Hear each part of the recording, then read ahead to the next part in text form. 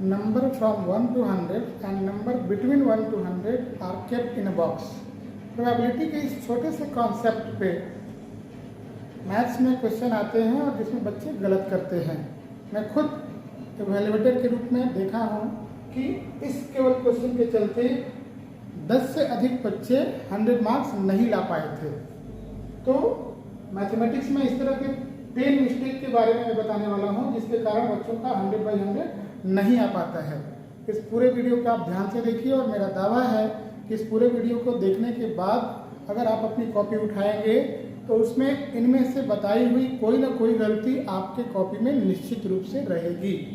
तो इस वीडियो का लाभ लीजिए और आगे आने वाले एग्जाम में उन गलतियों को मत कीजिए ताकि आपका 100/100 सिक्योर हो सके। नमस्कार, स्वागत है आपका हमारे channel maths game by S Pandey में। आज के वीडियो में मैं उपस्थित हूँ आपके सामने 10 मैथ्स मिस्टेक के साथ जिसके कारण बच्चों का 100/100 नहीं आ पाता है। तो वीडियो में आगे बढ़ने के पहले मैं आपको बता दूं कि मेरे पिछले वीडियो में मैंने मैथ्स के एग्जामिनी के लिए कुछ अलग से स्टडी मटेरियल तैयार किया है, स्ट्रेटजी तैयार किया है, सर्चन रीजन के क्वेश्चन किस तरह से आपको सॉल्व करने हैं उसका वीडियो बनाया है। तो अगर आप इस चैनल पर नए हैं तो कृपया उस वीडियो को जाके जरूर देख लें ताकि आगे आने वाले एग्ज़ाम आपका अच्छा हो, और इस चैनल को सब्सक्राइब कर लें ताकि इस तरह के और भी वीडियो आपको जल्दी से जल्दी मिल सके और आप इसका लाभ ले सकें। तो चलिए देखते हैं कि वो कौन कौन से मिस्टेक हैं जिनको करके बच्चे अपना मार्क्स गंवा बैठते हैं और 100/100 चूक जाते हैं। तो सबसे पहले है प्रोबेबिलिटी, इसकी चर्चा अभी हमने की कि from 1 to 100 and between 1 to 100 से क्या मतलब है। ये फ्रॉम 1 to 100 का मतलब है 100 एंड बिटवीन 1 and 100 का मतलब है 98।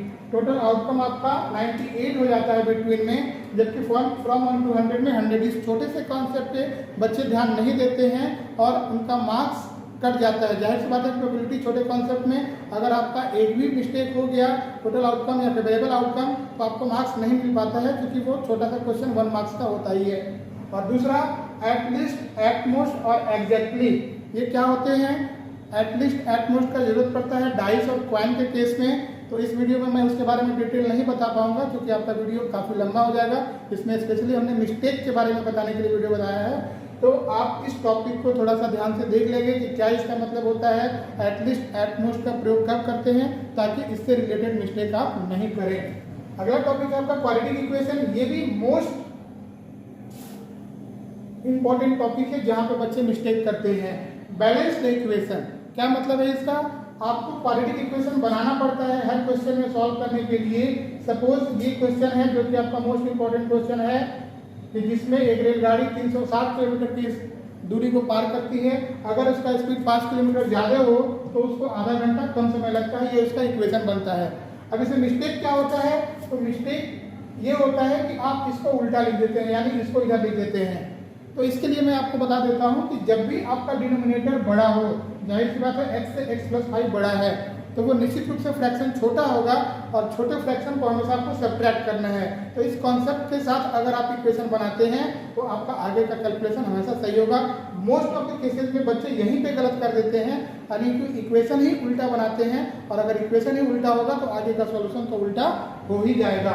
और दूसरा कि give reason for avoid invalid value of x। जैसा कि क्वाड्रेटिक इक्वेशन में आपको हर क्वेश्चन में 2 आंसर मिलेंगे, तो एक क्वेश्चन को जनरल केसेस में हम लोग अवॉइड करते हैं। मान लेते हैं कि x का वैल्यू आपको निगेटिव आ गया या फ्रैक्शनल आ गया, तो उस क्वेश्चन में हमको निगेटिव वैल्यू को, फ्रैक्शनल वैल्यू को छोड़ना पड़ता है। लेकिन अगर आप उसका रीजन नहीं देते हैं कि क्यों छोड़ रहे हैं, जैसे नंबर ऑफ पर्सन है, number of person can not B negative, number of person can not be fractional, ये आपको मेंशन करना है, तब उसको अवॉइड करना है और दूसरे वैल्यू को आंसर के रूप में लिखना है। अगर आप ये नहीं लिखते हैं तो आपका वहाँ पे आंसर इनकम्प्लीट है और आपको हाफ मार्क्स वहाँ पे कट सकते हैं, तो इसका ध्यान रखना चाहिए।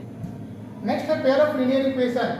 पेयर ऑफ लीनियर इक्वेशन में आपको हम देख रहे हैं कि कॉन्सिस्टेंट इनकॉन्सिस्टेंट से रिलेटेड इसमें सबसे ज़्यादा मिस्टेक होता है कि बच्चे इस वर्ड को नहीं समझ पाते हैं। कॉन्सिस्टेंट का मतलब होता है जिसका सॉल्यूशन है, चाहे वो इनफाइनाइट सॉल्यूशन हो चाहे यूनिक सॉल्यूशन हो, दोनों ही कंडीशन में उसको हम लोग कॉन्सिस्टेंट ही कहेंगे। इनकॉन्सिस्टेंट सिर्फ तब होता है जिसका सॉल्यूशन नहीं निकलता है। तो इनकॉन्सिस्टेंट और कॉन्सिस्टेंट को अच्छे से रिवाइज कर लेना है। नेचर ऑफ सोल्यूशन का मतलब है कि जो आपके बुक में चार्ट दिया हुआ है A1/A2, B1/B2, C1/C2 का क्या रिलेशन है, कब यूनिक सोल्यूशन होगा, कब इनफाइनाइट सोल्यूशन होगा, कब नो सोल्यूशन होगा, किसका पैरेलल लाइन है, किसका कॉन्सिडेंट लाइन है, इसके नेचर ऑफ रूट्स को आप अच्छे से क्लियर कर लेंगे। उसके बहुत सारे ऑब्जेक्टिव क्वेश्चन आपको रहते हैं।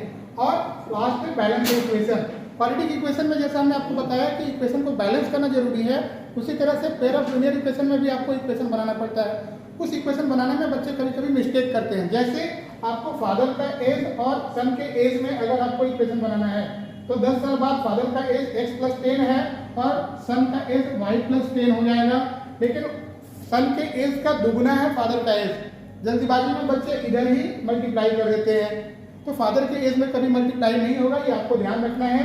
जब भी मल्टीप्लाई होगा तो इधर होगा, और इस तरह से थोड़ा सा सावधान रख के अगर आप इक्वेशन बनाते हैं तो आपका इक्वेशन कभी गलत नहीं होगा, और इक्वेशन गलत नहीं होगा तो आगे का सॉल्यूशन तो अपने आप सही होगा ही। रियल नंबर, जैसे कि इस छोटे से चैप्टर से आपको 6 नंबर के क्वेश्चन पूछे जाने हैं। टर्मिनेटिंग डेसिमल का डिजिट पूछा जाना है। फंडामेंटल थ्योरम ऑफ अर्थमेटिक्स से हम लोग डिसाइड करते हैं कि कोई नंबर अगर p/q के रूप में है और उसका डिनोमिनेटर 2m और 5n के रूप में है तो वो नंबर टर्मिनेटिंग होगा। कितने डिजिट के बाद टर्मिनेट करेगा, तो उसका लॉजिक है कि m और n में जो बड़ा होता है उतने डिजिट के बाद टर्मिनेट करता है। लेकिन यहाँ पे थोड़ा सा मैं जोड़ना चाहूँगा कि उस कंडीशन में p में 2 और m कॉमन नहीं होना चाहिए। किसी किसी कंडीशन में p में भी 2 और 5 कॉमन रहता है, तो उस पहले उसको कैंसिल करने के बाद जो सिंपलेस्ट फॉर्म में m और n का वैल्यू बचेगा उसमें से आपको बड़ा देखना है, न कि शुरू में ही जल्दी में आंसर दे देना है। तो थोड़ा इसको सतर्क रह के आंसर देना है। और दूसरा, राइट को prime for p and q। इसका क्या मतलब है, जैसा कि आपको पता है आपके चैप्टर का ये मोस्ट इंपॉर्टेंट क्वेश्चन है, तो इसको तो सब लोग तैयार कर लीजिएगा। अगर नहीं तैयार किए हैं तो अभी भी तैयार कर लीजिए। √3 इज इरेशनल, इसे मिलता जुलता √2 इज इरेशनल, √5 इज इरेशनल भी है, जिसको आप इसमें केवल 3 के जगह पे 2 और 5 रिप्लेस करके भी प्रूफ कर सकते हैं। तो उसमें आपको मेन जो प्रूफ करना होता है कि p और q को प्राइम है। इसी को लास्ट में हम लोग कंट्राडिक्ट करते हैं। तो शुरू में जो आप √3 = p/q मानते हैं और वहां पे बगल में उसका कंडीशन नहीं देते हैं कि p एंड q आर को प्राइम, तो आपको वो मेजर मिस्टेक है, क्योंकि उसी को लास्ट में कंट्राडिक्ट करना है। अगर वो आप वहां पे नहीं लिखते हैं तो आपका आंसर इनकम्प्लीट है और आपको पूरे मार्क्स नहीं मिलेंगे। तो इस बात का जरूर ध्यान रखना है। अगला टॉपिक है कोऑर्डिनेट ज्योमेट्री। कोऑर्डिनेट ज्योमेट्री में आपका वर्टिसेस और क्वाड्रिलेटरल का हमने टॉपिक दिया है कि वर्टिसेस और क्वाड्रिलेटरल आपको कैसे मानने हैं। वर्टिसेस और क्वाड्रिलेटरल, वर्टिसेस और ट्रायंगल से लेकर के आपके क्वेश्चन रहते हैं। सपोज ABCD के बारे में आपको प्रूफ करना है कि ये रेक्टेंगल है, पैरेललोग्राम है या रोम्बस है। तो सबसे पहले आपको 4 वर्टिसेस दिए रहते हैं। उन चारों वर्टिसेस को जिस ऑर्डर में क्वेश्चन में दिया है उसी ऑर्डर में पहला, दूसरा, तीसरा, चौथा या क्लॉकवाइज या एंटी क्लॉकवाइज में अगर आप उसको इस ऑर्डर में नहीं लिखते हैं, यानी B के बाद अगर C यहाँ ला देते हैं तो ये आपका तरीका गलत हो जाता है, क्योंकि AC जो आपका डायगोनल हो रहा था उस कंडीशन में AC आपका साइड होने लगता है। तो ये ध्यान रखना है कि आपको क्वाड्रिलेटरल का वर्टिसेस अगर लिखना है तो आप सावधानी से उसको उसी क्रम में लिखेंगे जिस क्रम में क्वेश्चन में दिया हुआ है, अदरवाइज आपका आंसर गलत आएगा। और दूसरा, order of ratio in section formula. इसका क्या मतलब है, AB अगर कोई लाइन सेगमेंट है और उसको 1:2 में कोई डिवाइड कर रहा है पॉइंट P, अब A और B का पॉइंट अगर उल्टा हो गया तो आपका वो लाइन सेगमेंट BA बनने लगेगा और जो 1:2 था वो अब उल्टा हो जाएगा, क्योंकि इसके लिए आपको 2 बनाना चाहिए था। तो यहाँ भी वही चीज है कि जिस रेशियो में, जिस क्रम में आपका पॉइंट का कोऑर्डिनेट दिया हुआ है और जिस क्रम में आपका रेशियो का वैल्यू दिया हुआ है उसी क्रम में अगर आप इसको नहीं लिखते हैं तो यहाँ भी वही उल्टा होने का चांस रहता है। तो इसके लिए भी आप थोड़ा सा अलर्ट रहेंगे, तो आप ये मिस्टेक नहीं करेंगे।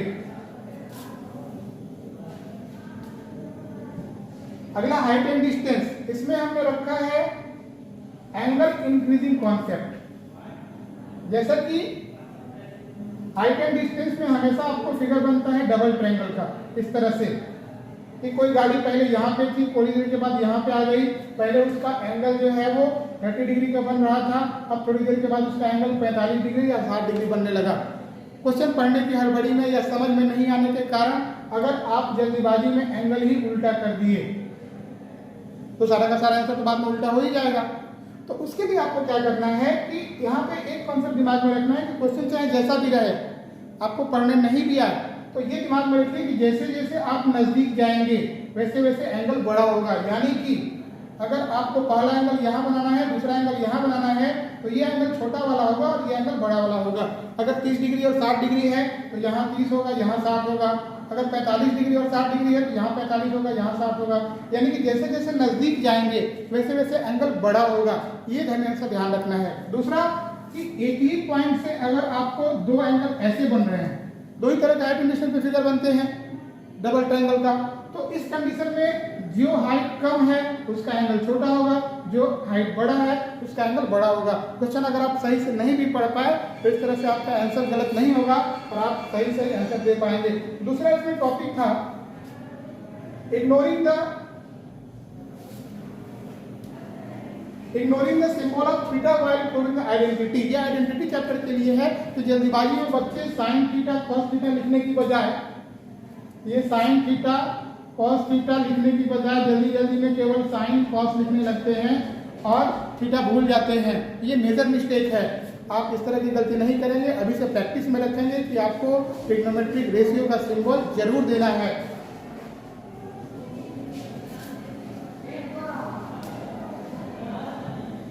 मेंसुरेशन में सबसे पहला जो आपका है कि आपको रेडियस से डायमीटर से रेडियस कन्वर्ट कर लेना है।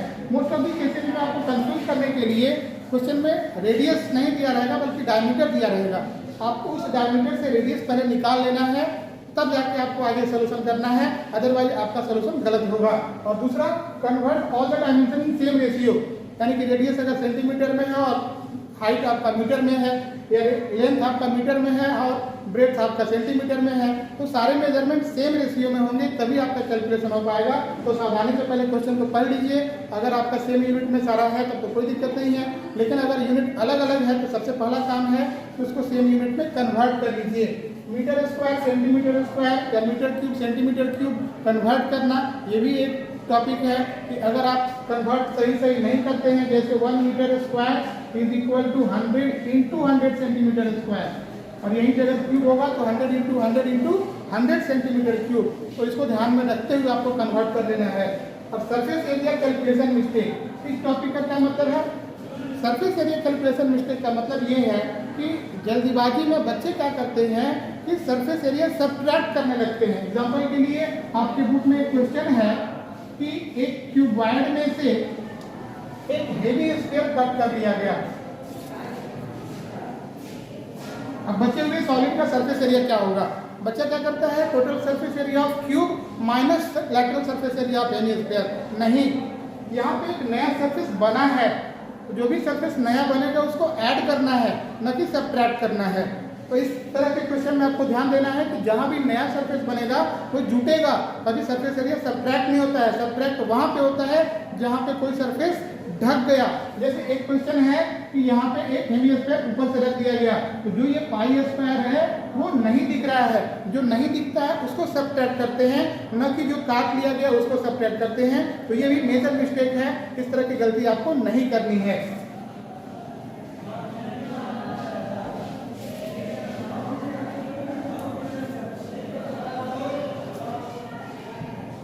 अर्थमेटिक प्रोग्रेशन में आपको consider both positive and negative value of D का वैल्यू आप निकालते हैं और मान लेते हैं प्लस माइनस 2 आ गया, आप डी का वैल्यू 2 देके आप आंसर दे दिए, तो ये गलत है, क्योंकि डी का वैल्यू 2 और -2 दोनों हो सकता है, क्योंकि डी का वैल्यू निगेटिव भी पॉसिबल है, क्योंकि डी का वैल्यू जब निगेटिव होता है तो वो डिक्रीजिंग एपी होता है, तो एपी तो डिक्रीजिंग भी हो सकता है। तो वैसे कंडीशन में अगर आपको डी का निगेटिव और पॉजिटिव दो वैल्यू आ रहा है तो दोनों में अलग अलग दो एपी बना के आपको आंसर देना है, न कि केवल पॉजिटिव डी को मान के आंसर दे देना है और निगेटिव को छोड़ देना है, ये ध्यान रखना है। और दूसरा, N can not be fractional और नेगेटिव। हाँ, एन के कंडीशन में एन क्योंकि नंबर ऑफ टर्म है तो नंबर ऑफ टर्म आपका निगेटिव नहीं हो सकता है, नंबर ऑफ टर्म फ्रैक्शनल नहीं हो सकता है। तो एन का वैल्यू अगर फ्रैक्शनल आ रहा है, निगेटिव आ रहा है, तो उसको आपको छोड़ देना है, उस वैल्यू को कंसीडर नहीं करना है। एन का जो इंटीग्रल वैल्यू है, पॉजिटिव वैल्यू है, वही आपका केवल आंसर होगा।